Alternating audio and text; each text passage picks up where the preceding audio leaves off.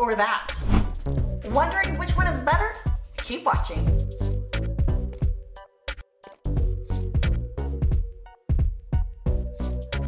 I've got two identical air fryers. Air fryer parchment paper is going in one, and a reusable silicone mat is going in the other. So by the end of this video, you'll know which one is best. My name is Kathy, and I help people actually use their air fryer. In fact, I'm hosting a 5-day Use Your Air Fryer challenge that I created to help air fryer owners get the most out of their air fryer. It is starting soon, so hurry and go register at airfryerchallenge.com, and you can see what my other air fryer challengers have said about it. Are you ready to see these two in action?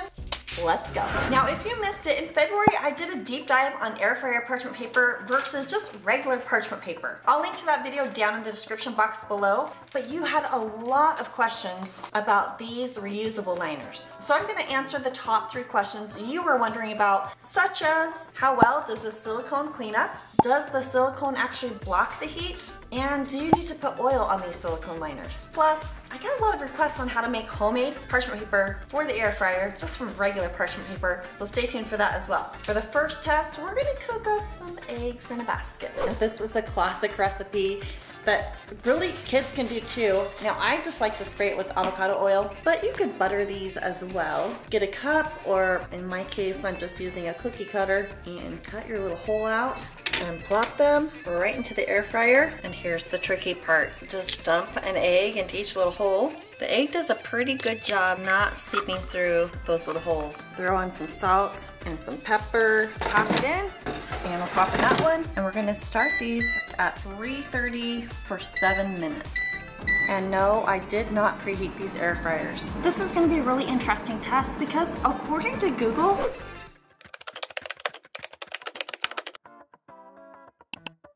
silicone has low thermal conductivity, which means it transfers heat at a much slower rate. So it kind of actually seems to be the opposite of the purpose of an air fryer, which is high heat, nice and fast. Okay, silicone mat is done, and there's the regular parchment paper. They look just fine side by side. There's some slight crispiness on the opposite side of this one. And actually, I'm gonna say these are more kind of dried out with the silicone mat versus the parchment paper. I'm gonna get my silicone spatula now and lift this. And yep, there's some egg that seeped through. I'm gonna carefully flip this because we're gonna cook these a little bit more, and interestingly, a little bit harder to separate with the regular parchment paper. Here we go, here we go. Now, depending on how cooked you like your eggs to be, you're gonna run this for about 2 to 4 more minutes. I'm gonna go for 3. There we go. And by the way, no, I still do not have a stovetop here. Okay, this one's done. Boom. I guess the good thing about the silicone is that it's never gonna fly up like the paper possibly can. Now, it's kind of easy to look at the toast part. This is nice and crunchy on both sides. The parchment one, actually, look, it kind of cooked unevenly. I don't know if that was the air fryer or the parchment paper. And again, we're having that sticking problem here with the regular parchment paper. Oh, that's sticking a little bit too. These look ready to try out. You know, and as I look at the holes in the regular parchment paper versus the reusable, there's a lot more in this silicone one. So that probably explains why the toasting was actually better in this one versus the paper one. Overall, they look pretty well identical. This is the silicone, this is the parchment paper. Ready to try? Oh! Oops. How was it though? Good. So good. We probably should have been sitting to eat, right? So for the first test, results were pretty much identical. I don't think the silicone caused any problems whatsoever. And yeah, it really was interesting. That's the parchment paper on both of those. And that is the silicone mat. Let's talk about that cleanup. Kind of nice to just throw away those. There was still some leakage from the yolk. This one we're gonna have to clean out in the sink. And also, yes, some leakage from the egg, which is to be expected, of course. Now let's see just how easy this is to clean. It does take some scrubbing. But the nice thing about it is since you're using silicone, you can be like pretty rough with it and scrub away. Unlike, you know, the non-stick air fryer basket, you do want to be a little gentle with that. And I really don't think throwing this in the dishwasher would get that off. Not too bad.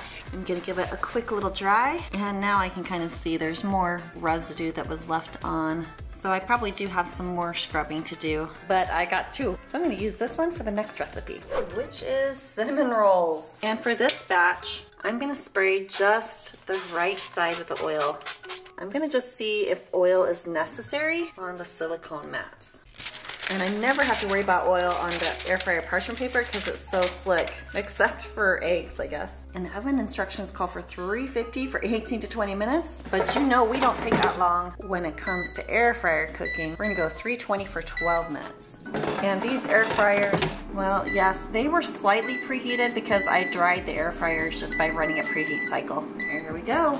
Now the very first time I used a silicone mat was when I made some 3-ingredient bagels. It's in this breakfast ideas video, I'll link to that down below. But the bagels that I made really did stick to the silicone, so that's why I was kind of worried that I would always need to use oil on the silicone, which in a lot of recipes I can get by without oil. So if I don't have to use it, I don't want to. This cinnamon roll test, I'm not sure how it's gonna go because there is oil in the dough of the cinnamon rolls. So maybe either way, it didn't need oil. It's just something to keep in mind when you're using these silicone mats if you're air frying food that doesn't already have much oil or fat content already.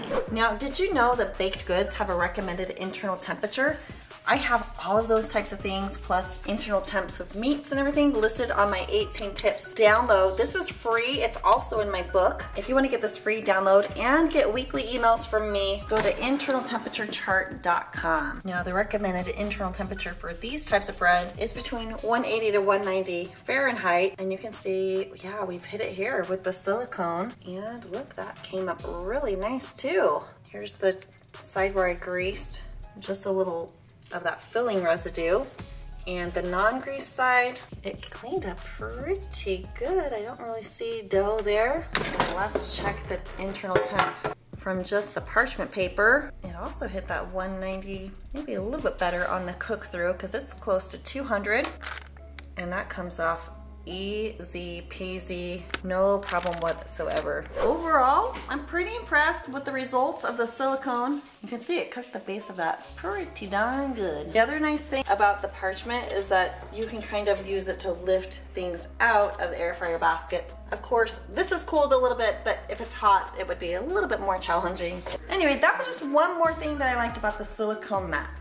This stayed pretty clean, just a little bit of residue there. And the parchment paper, of course, cleaned up really nice. Hardly any residue there in the base of that basket. Just a little residue on that silicone mat. One more recipe to test out, it's meatballs and vegetables. Then I'm gonna show you how to make homemade air fryer parchment paper. Okay, I washed this some more, and I don't know if you can see, but there's still that residue. We'll see how it does in the dishwasher. Okay, I'm loading this up with 6 meatballs, 4 peppers, and some onions, and I'm just gonna lightly mist these with my oil. By the way, I'm using avocado oil in this little oil sprayer. And we're gonna cook these at 350 for 10 minutes, and I'm turning on the shake reminder. That one's ready. One little tip, if you're gonna run 2 air fryers, especially these 1700 watt ones, they need to be on 2 different circuits so you don't blow a fuse. Let's do a quick little check here. Meatballs are kind of cooking up here. Veggies look pretty good too. And I'm just gonna take a quick internal temp of these meatballs to get an idea of where they're at. That one's saying about 384, 85. Okay, up in the 90s. Let's let that finish cooking up. And this one, these are also looking fantastic. The meatballs seem to be browning nicely. And the internal temp of these is reading, oh, it's about a little bit higher than the other set of meatballs. There we go. Silicone mat. And let's check those meatballs. Okay, they are hitting about 150-ish, 151. And the regular parchment paper. Okay, and it looks like the air fryer parchment paper, it's coming in a little bit hotter than the meatballs that were on the silicone mat. The veggies look good in both those air fryers.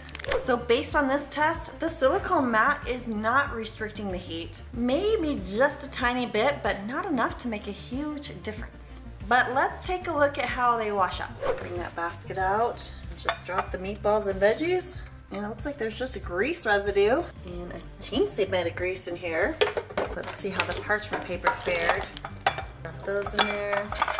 All of the parchment paper is pretty greased up, but really even less residue, like just those couple of drops in the pan. Check out all that grease. It's just been cooling down for a few minutes here. My pan is still a bit greasy though. I don't know if you can tell. There's still some grease from those Italian meatballs. And the parchment paper pan, yeah, it's about the same as far as the grease goes. So after all of those tests, really, the silicone versus parchment paper, the results were practically the same. Buying a set of 2 of these cost about the same amount as a set of 200 sheets. What I have had has lasted me well over a year, and I'm not even halfway through the package. So it really just depends if you want to deal with cleaning and be a little more eco-friendly, or just have the convenience of grab and go. I'm gonna wipe the grease off this mat. This is the messiest part right here. I'm gonna throw it on this little tippy top rack in my dishwasher. Dishwasher's done. Let's see how they cleaned up. Hey, hey, hey. Just gonna dry it off real quick, and it looks pretty darn good. Awesome sauce. And I promised I'd show you how to make your own homemade parchment paper. The easiest way to do it, you're gonna grab your basket, just set it down so the sides come beyond the edge of the parchment paper, and then do a little trace and cut around that outline. It does not have to be perfect. And then you've got your little template here, right? And then fold it in half if you want to clean up the other edge to match a little perfectly. Fold it again and again, and then it's just like making snowflakes. If you don't have a hole punch, you could just use scissors and cut some little holes out. Seriously, it is just like a snowflake. Ta-da! I've got a whole bunch of tips and tricks about your air fryer in this playlist, including the video about air fryer parchment paper, and then I've got some fabulous recipes right here. Join my air fryer challenge right here, and I'll see you on the next video.